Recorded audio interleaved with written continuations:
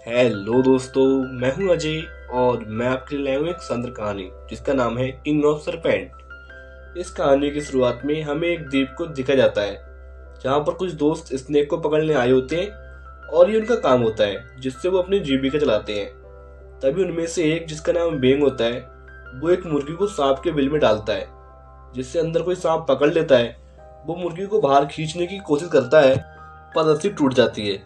फिर बेंग बिल के अंदर जाता है जहाँ उसे एक सांप मिलता है। वो उसे पकड़कर बाहर खींचने की कोशिश करता है और वो देखता है कि अंदर एक बड़ी सुरंग है। अब वेंग अपने दोस्त ताइजी से कहता है कि मुझे बाहर निकालो, पर ताइजी को लगता है कि वेंग उसके साथ मजाक कर रहा है। तब ताइजी उसके साथ मस्ती करना स्टार्ट कर देता है। तभी एक बहुत बड़ी टाइटन पाइथन वेंग के सामने आती है और उसे अपने साथ पकड़कर अंदर ले जाती है, जहां हमें वेंग के चिल्लाने की आवाजें आती हैं और ताइजी की एक गलती के कारण उसकी मृत्यु हो जाती है। और ये सब देखकर ये लोग बुरी तरह डर जाते हैं और वहां से भाग जाते हैं। सीन शिफ्ट होता है, हमें समुद्र में देखा जाता है जहां सभी ताइजी को कोस रहे होते हैं कि उसकी एक गलती की वजह से उनका दोस्त वेंग मारा गया। तभी हमें दिखा जाता है कि इनकी बोट पर पाइथन हमला कर देती है, जिससे इनका एक साथी नदी में गिर जाता है। ताइजी और बोमियान उसे बचाने की कोशिश करते हैं पर वो पाइथन उसको मार देती है। ताइजी उस पाइथन को मारने की कोशिश करता है पर वो पाइथन ताइजी को भी मार देती है। फिर वो पाइथन बोमियान के सामने आ जाती है जहाँ साइड में हमें एक कैमरे को दिखा जाता है जो कि ऑन होता है और उसमें ये सब रिकॉर्ड हो रहा होता है। हमें दिखा जाता है कि वो पाइथन बोमियान को भी मार देती है। सीन शिफ्ट होता है और हमें इस कहानी के हीरो को दिखा जाता है जिसका नाम जेंगजी होता है, जो कि स्नेक किंग का वंशज होता है, जिनका काम होता है सांपों की सुरक्षा करना। जेंगजी किसी के घर पर आया होता है क्योंकि उनके घर में सांप घुस गया होता है। जेंगजी उस घर में कुछ अंडों को देखता है जो कि सांप के अंडे होते हैं। जेंगजी उनसे कहता है कि सांप अपने अंडे लेने के लिए यहाँ पर आया है, पर जेंगजी अपनी बहादुरी और कुशलता से उस सांप को पकड़ लेता है और उस परिवार के लोगों की जान को बचा लेता है। तभी हमें जेंगजी के दोस्त मार्फिंग को दिखा जाता है, जो जेंगजी को बताता है कि उसके दोस्त बोमियान और उसके साथी को किसी ने मार दिया और वो कुछ समय पहले स्नेक आइलैंड पर सांपों को पकड़ने गए थे। सीन शिफ्ट होता है, हमें एक बिजनेसमैन को दिखा जाता है जो मीडिया को बता रहा होता है कि हमारी कंपनी स्नेक आइलैंड को एक टूरिस्ट प्लेस बनाएगी जो पूरी दुनिया में सबसे सुंदर होगा। सीन शिफ्ट होता है, हमें जेंगजी को दिखा जाता है जो स्नेक डिपार्टमेंट के लोगों को उस टाइटन पाइथन के बारे में बताता है जो कि स्नेक आइलैंड पर रहता है, पर कोई उसकी बात को नहीं मान रहा होता। तभी वहां बैठी एक लड़की जिसका नाम जाऊ होता है, वो जेंगजी से कहती है कि टाइटन पाइथन तो धरती से लगभग 58 लाख साल पहले ही विलुप्त हो चुके हैं। तब जेंगजी उसे वो वीडियो दिखाता है जो बोमियान की बोट पर रखे कैमरे में कैद हो गई थी, जिसे देखकर सभी चौंक जाते हैं। तभी स्नेक डिपार्टमेंट के हेड ये डिसाइड करते हैं कि उस आइलैंड पर जाकर इसकी जांच की जाए।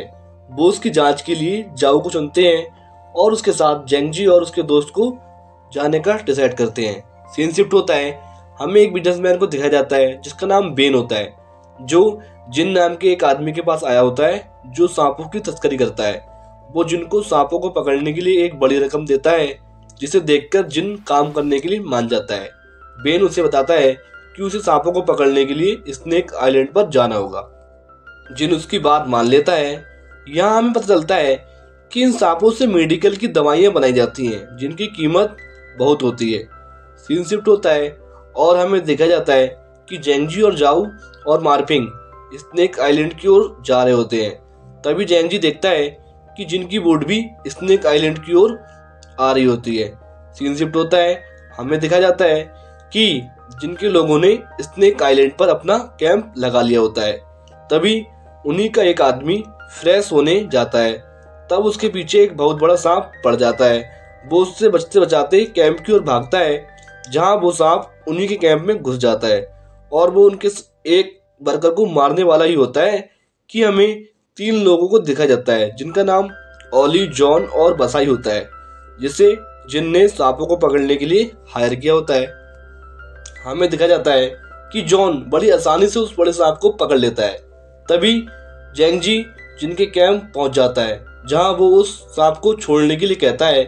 जेंगजी जिन को समझाने की कोशिश करता है, पर जिन नहीं मानता। फिर जेंगजी और जिन के बीच फाइट स्टार्ट हो जाती है और जेंगजी उस फाइट को जीत जाता है और उस सांप को जिसको जॉन ने पकड़ा होता है, जेंगजी उसे जंगल में छोड़ देता है और ये अपनी इन्वेस्टिगेशन करना स्टार्ट कर देते हैं।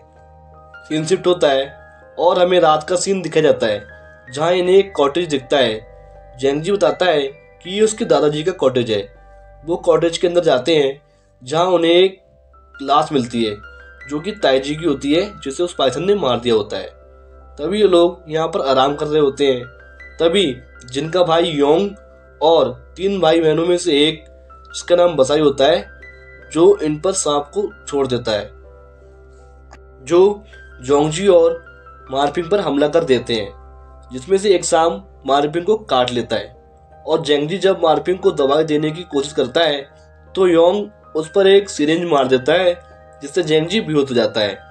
और इधर बसाई जाऊ पर हमला कर देता है, जिससे जाऊ घायल हो जाती है।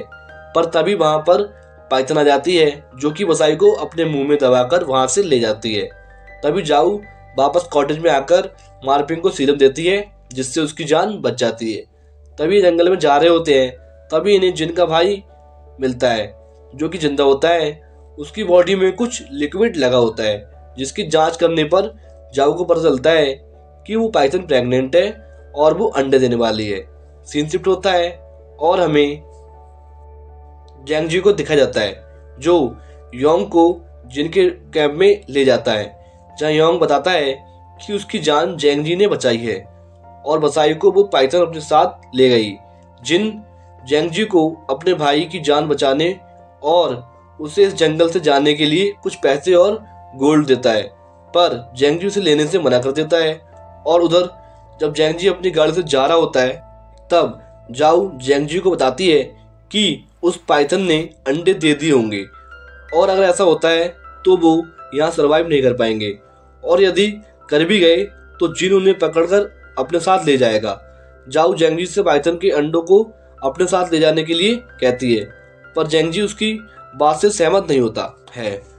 वो कहता है अगर हम भी ऐसा करने लगे तो हम में और जिन में क्या अंतर रह जाएगा। तभी इन्हें वो पाइथन दिखती है, ये उसका पीछे करना स्टार्ट कर देते हैं, पर तभी इनके आगे ऑली और जॉन आ जाते हैं और वो इन पर हमला करना स्टार्ट कर देते हैं। जेंगजी और जॉन के बीच लड़ाई स्टार्ट हो जाती है। इनकी इस लड़ाई के बीच जाओ को वो पाइथन दिखती है, वो इनकी लड़ाई से बचकर उस पाइथन का पीछे करना स्टार्ट कर देती है। तभी हमें दिखा जाता है जेंगजी और उसका दोस्त इन दोनों भाई बहनों को बेहोश कर जाओ का पीछा करना स्टार्ट कर देते हैं। सीन शिफ्ट होता है, हमें जाओ को दिखा जाता है, जो पाइथन की गुफा तक पहुंच जाती है। वो गुफा के अंदर जाना स्टार्ट कर देती है, जहां उसे अंदर जाने पर पाइथन दिखती है, पर वो उससे दूर जा रही होती है। कुछ अंदर जाने पर जाओ को पाइथन के अंडे दिखते हैं। एक रस्सी की सहायता से वो नीचे जाती है और उन अंडों को अपने बैग में भरकर ऊपर आने लगती है। पर तभी हमें बसाई को देखा जाता है, जो भी जिंदा होता है। वो जाऊ को पकड़ लेता है और उसे नीचे खींचने की कोशिश करता है, पर जाऊ उसके मुंह पर सांप का जहर डाल देती है, जिससे वो रस्सी को छोड़ देता है। पर ये सब होने के कारण रस्सी टूट जाती है, पर जाऊ किसी तरह ऊपर आ जाती है और गुफा से बाहर आने पर उसे जेंगजी की गाड़ी मिलती है। वो उसमें जाकर बैठ जाती है। तभी हमें देखा जाता है कि पाइथन इनका पीछा करना स्टार्ट कर देती है। जेंगजी जाऊ से कहता है कि तुम उसके घोंसले से कुछ लेकर नहीं आई हो ना। पर जब मार्फिंग उसके बैग की जांच करता है तो जेंगजी को पता चलता है कि वो पाइथन का अंडा अपने साथ लेकर आई है, जिस वजह से पाइथन उनका पीछा कर रही है। जेंगजी उसे वो अंडा वहीं रखने की सलाह देता है, पर पाइथन इनके पीछे पड़ जाती है। ये बचते बचाते एक समुद्र के किनारे आ जाते हैं, जहाँ इन्हें जिनके लोग पकड़ लेते हैं, जो इन्हें बंदी बना लेते हैं और इनको जिनके लोग पाइथन के चारे के रूप में इनका इस्तेमाल करते हैं। वो इनके ऊपर ब्लड डालते हैं, जिससे कि पाइथन इनकी ओर आकर्षित होती है। पाइथन इनके कैंप में आ जाती है, पर जेंगजी किसी तरह से अपने आप को आज़ाद कर लेता है और उस पाइथन का सामना करना स्टार्ट कर देता है। पाइथन एक मांस के टुकड़े पर हमला करती है। इसी मौके पर जेंगजी मार्पिंग को आज़ाद करा देता है। तभी वो भाई बहन उस टैंकर के दरवाजे को बंद कर देते हैं, पर जेंगजी और मार्फिंग मछली के डिब्बों के पीछे छिप जाते हैं। तभी जाऊ जिन की कैद से आजाद हो जाती है और वो टैंकर के ढक्कन को ऊपर से जाकर खोल देती है, जिससे जेंगजी और मार्फिंग उस टैंकर से बाहर आ जाते हैं। तभी हमें दिखाया जाता है कि जोंग और जेंगजी के बीच फाइट स्टार्ट हो जाती है। तभी वो पाइथन उस टैंकर से बाहर आ जाती है और जोंग को मार देती है। उधर सभी लोग ऊपर हमला करना स्टार्ट कर देती है। सभी अपनी जान बचाने के लिए यहाँ वहाँ भागना स्टार्ट कर देते हैं। हमें जाओ को देखा जाता है जो नदी की ओर भागना स्टार्ट कर देती है। उसका पीछा जिन करने लगता है। जाओ एक बोट में चढ़ जाती है और जिन भी उस बोट पर आ जाता है और जाओ और जिन के बीच फाइट स्टार्ट हो जाती है। तभी जेंगजी भी बोट पर पहुंच जाता है, जहां जिन जेंगजी पर भी हमला कर देता है, पर मार्फिंग उसके ऊपर CO2 के सिलेंडर से हमला करता है, जिससे जिन उधर ही गिर जाता है। तभी वो पाइथन इनके बोट पर आ जाती है। जिन उसे पाइथन पर हमला करना स्टार्ट कर देता है, क्योंकि उस पाइथन ने उसके भाई को मार दिया होता है, पर पाइथन उसे मार देती है और अब वो जेंगजी के पास बढ़ रही होती है, पर जेंगजी उसके अंडे को उसके आगे रख देता है, जिसे लेकर वो पाइथन वापस जाने लगती है और ये सब लोग वापस घर की ओर आने लगते हैं और ये डिसाइड करते हैं कि इस स्नेक आइलैंड को नेचर प्लेस घोषित करना चाहिए। और लास्ट में हमें पाइथन के अंडों को दिखाया जाता है जो कि फूट रहा होता है और इसी सस्पेंस के साथ ये मूवी समाप्त हो जाती है। Okay, thank you so much for watching this video. अगर ये कहानी आपको अच्छी लगी हो तो प्लीज़ लाइक सब्सक्राइब जरूर करें। तो मिलते हैं फिर अगले वीडियो में। Okay friends.